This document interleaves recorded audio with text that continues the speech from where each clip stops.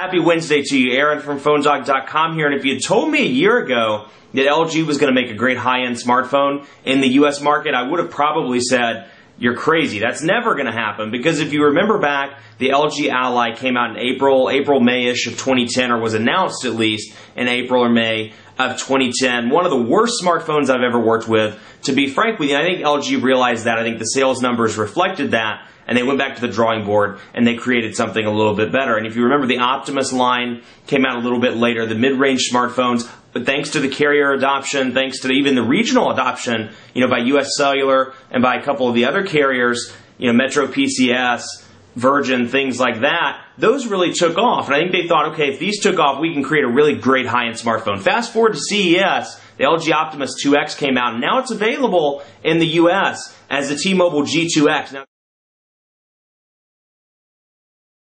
so I reached out on Twitter and said, guys, what do you want me to cover on this device? What do you want to see in this review? And I received a couple of interesting responses. So this will be kind of a user-generated portion of the G2X review. So a couple of people said, I'm just going to read off some of them. Does it have an LED notification light? No, like I said in the first part of the video. That's one of the downsides. It does not have a notification light. Obviously, like I said, the two real cons for me, the speaker quality, well, yeah, it's kind of eh. And then the fact that there's no notification. So, and music output power was actually another question. So answer kind of both of those with one stone. Notification light, none of that. And then music output in terms of speakers, not huge. So the Tegra market in depth, they're intrigued by it. Let's take a look at that. Let me find it. Tegra Zone Games is what it is. And so you have Spotlight, you have games here. And this is kind of, they've kind of hooked onto this train. Everybody wants to create their own market. T-Mobile wants to have a mall, T-Mobile Mall. NVIDIA wants to have Tegra Zone. Android wants to have the Android market. Like, it's becoming a little bit overkill, in my opinion, to have all these different markets, all these different places where you can look at things, download, install. It's a little bit overkill, particularly for people that aren't too familiar with a particular platform. So you can see here's some spotlights of games that you can play on this device. I mean, keep in mind, this is almost a mobile gaming platform because of it having a super fast dual-core processor. So let's go into games. Let this load up here. Dungeon Defenders, for example, T-Racer HD, Riptide, History, Backbreaker. Let's actually do, I'm not a big gamer, but let's do, and I'm going to be terrible at it and you're going to laugh when you watch the video. But anyway, Need for Speed Shift. Let's try this. See if we get like a free trial or something. I want to say it's included on the device. There it goes. Need for Speed Shift. And then you listen to something like that and you're like, the speaker quality's pretty decent. Like, it must be, T-Mobile TV. Okay. So here we go. And you can see, look at the graphics of that. I don't think I'd ever imagine seeing that on a phone. You see? Steer left and right. Okay.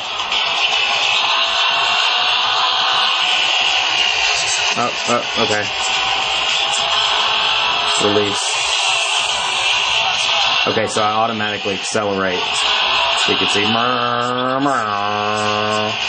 This is how I drive in real life. Wait, not like that. Oh, man. Crack the screen. Look at the graphic quality of that, though. That's part of the Tegra 2 processor. Running fast. No lag whatsoever. Like, look at the little city things in the background. The image quality is video game quality.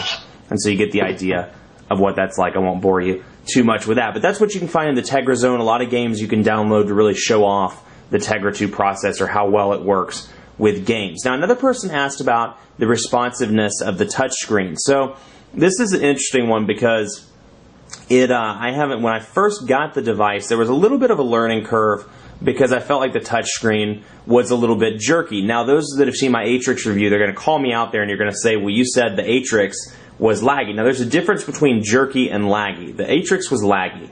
It was consistently laggy across the board, and more so when you were doing particular things. I've noticed from time to time, this one's a little bit jerkier. It was when I got it out of the box. Once you get used to it, and once you realize that it's really not an issue, and you learn how to operate the device, I haven't had any issues with it whatsoever. So you can see, it's running through right now without any jerkiness or any issues whatsoever. But there's a difference. There's a strong difference, in fact, between the lag that you saw in something like the Atrix where you're scrolling through. And a lot of that's Moto Blur, don't get me wrong, because it has a Tegra processor as well.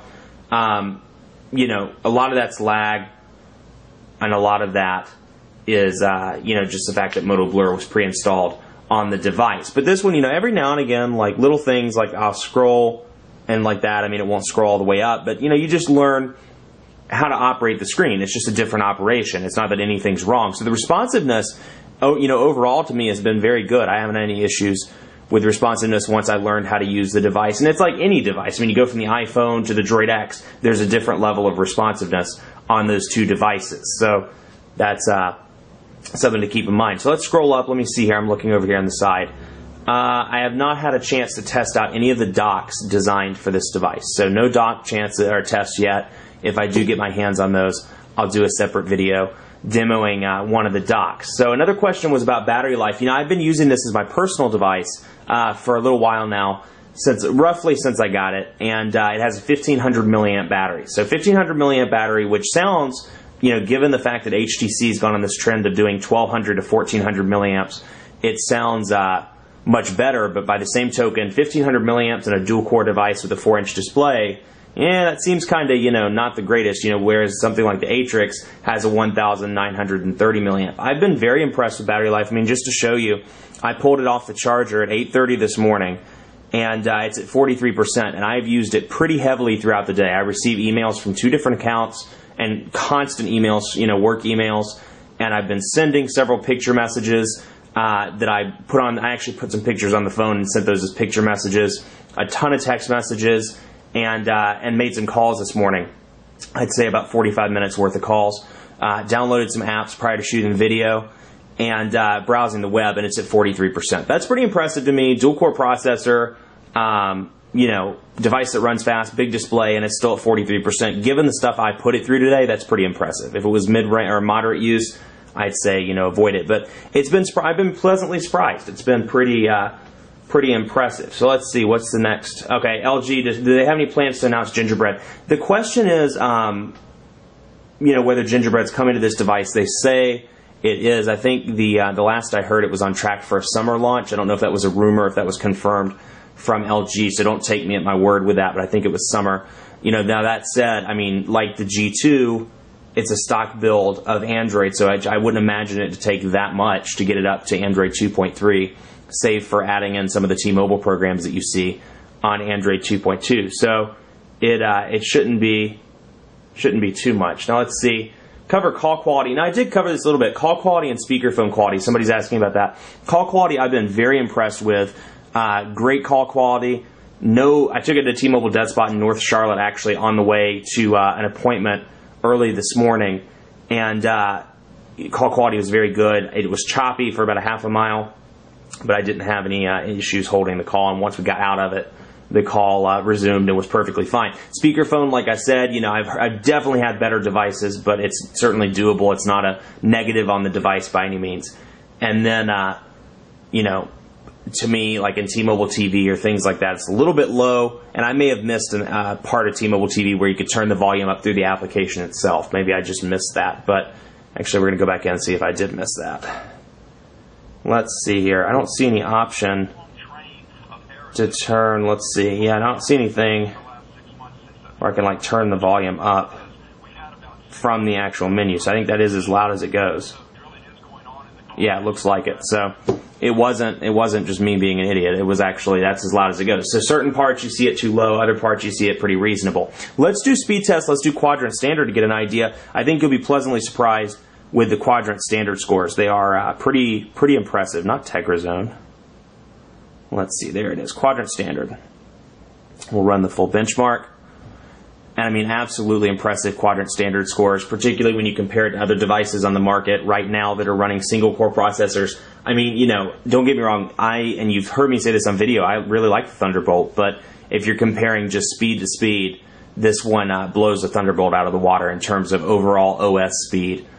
Not network, but OS speed and, you know, hardware. So we'll see here, it's running through. I mean, you can just see it's running through all the graphics pretty quickly. And like I said, this is optimized. You know, this processor is made by a company that specializes in graphics and specializes in things of that nature. So It's loading up now. And you can see there's the planet, little planet things, DNA strand. It's going to pop up shortly. I mean, pretty impressive speeds. Put it that way. Benchmark results. Do you want to proceed?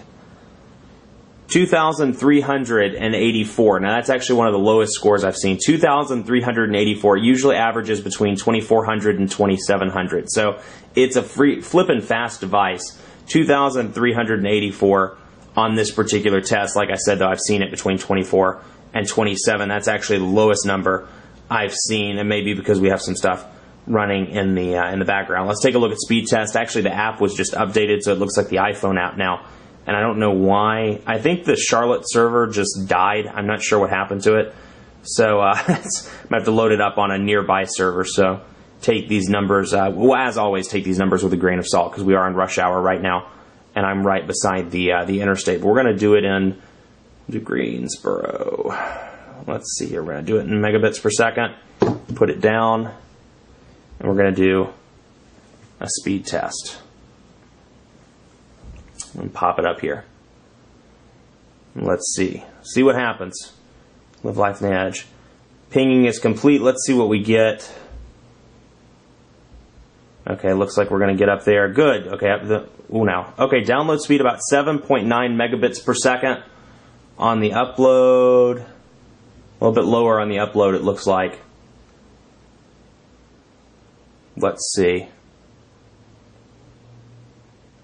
0.84 megabits per second. Let's run one additional test. And so overall, you know, in conclusion, with the G2x, my opinion, my take on this, it's the best Android device on the market right now. That's not to say the Bionic, if it comes out, or the LG Revolution, or the Evo 3D, or you name it, isn't going to be a better device. But right now, if I were to walk into a store and buy a device just based on hardware, not on network technology, I would go with the G2. Plus, I mean, you're looking at speed test numbers, 5.14 megabits per second. It's a pretty solid HSPA plus network. Upload speeds aren't too great, but it's pretty solid as well. But to me, best device in the market for the money, $200. You get this device. It works incredibly fast. It has a good design to it. It has a nice display. And all in all, I think it is the best, the most well-rounded best device in the market if you can get past the fact that the speakers aren't so great all the time and there's no notification LED. Much more coverage to come on the T-Mobile G2X on PhoneDog.com. We're going to do a bunch of dogfights with this, the Thunderbolt, the Inspire, the MyTouch 4G, maybe the Galaxy S 4G, a lot of different ones in the coming days. So stay tuned for those. Like us on Facebook, Facebook.com/PhoneDog. We're giving away a lot of iPads, a lot of phones as part of our Colossal iPad 2 and smartphone sweepstakes. You could win at Facebook.com/PhoneDog. And be sure to follow me on Twitter as well, PhoneDog_Aaron. Didn't mean to hit the camera. PhoneDog_Aaron. Let me know if you have any questions, any comments, any thoughts on this device, and I'll do my best to answer those. Thanks so much for watching, as always. We'll see you next time.